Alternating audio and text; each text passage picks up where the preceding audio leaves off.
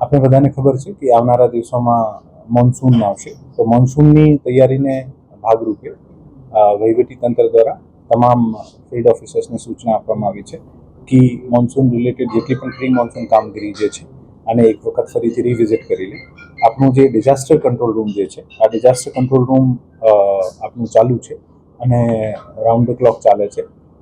1 જાન્યુઆરીથી બીજા વિભાગોથી પણ આપણે અધિકારી લઈને 24/7 ચલાવીએ છીએ. આ કામગીરી પણ શરૂ થઈ જશે.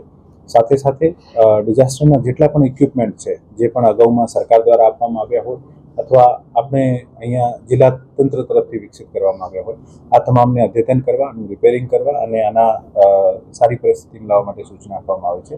તમામ રેન ગેજથી લઈને ડિઝાસ્ટરના જે બોટ સુધીના જેટલા પણ ઇક્વિપમેન્ટ છે, આ તમામને દુરુસ્ત કરવાની સૂચના આપવામાં આવી છે. અને સાથે સાથે ફિલ્ડમાં તમામ જે પણ જોખમી બિલ્ડિંગ્સ જે છે અથવા જોખમી વૃક્ષો જે છે, આનું ધ્યાન રાખીને જંગલ કટિંગથી લઈને નોટિસ વગેરે આપવાના, ઇવેક્શન કરાવવાના, આ તમામ સૂચનાઓ જે છે આપવામાં આવી છે.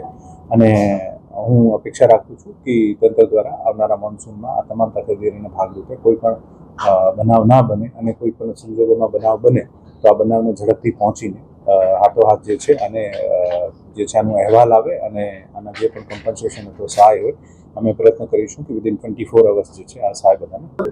બિલ્ડિંગો જોખમી દરેક જગ્યાએ પોતપોતાની રીતે એક્સરસાઇઝ કરતી હોય છે. કોર્પોરેશન્સની પોતાની યાદીઓ છે, દરેક નગરપાલિકાની યાદીઓ છે અને જોખમી દર વર્ષે ચેન્જ થતી હોય છે. એક ડાયનામિક ફિગર હોય છે, જેથી એક આંકડો આપણા પાસે ચોક્કસ જે છે આ એવરીડે દુરુસ્ત થતો હોય છે. પણ સૂચના છે કે જેટલી પણ જોખમી બિલ્ડિંગ છે, આપ તમામને આપ આઈડેન્ટિફાઈ કરીને અને નોટિસ આપો. જોખમીમાં પણ ઘણા બધા પ્રકાર હોય છે. એક બિલ્ડિંગ જે ઇનહેબિટેબલ હોય, જ્યાં કોઈ રહી નહીં શકે, ત્યાંથી માણસોને બહાર લાવવાના, ખાલી કરાવવાના હોય, અને જ્યાં દુરુસ્ત થઈ શકે છે અથવા જ્યાં ઠીક થઈ શકે છે અને રિપેરિંગ માટે પણ આપણે ઇન્ટિમેશન કરતા હોઈએ છીએ.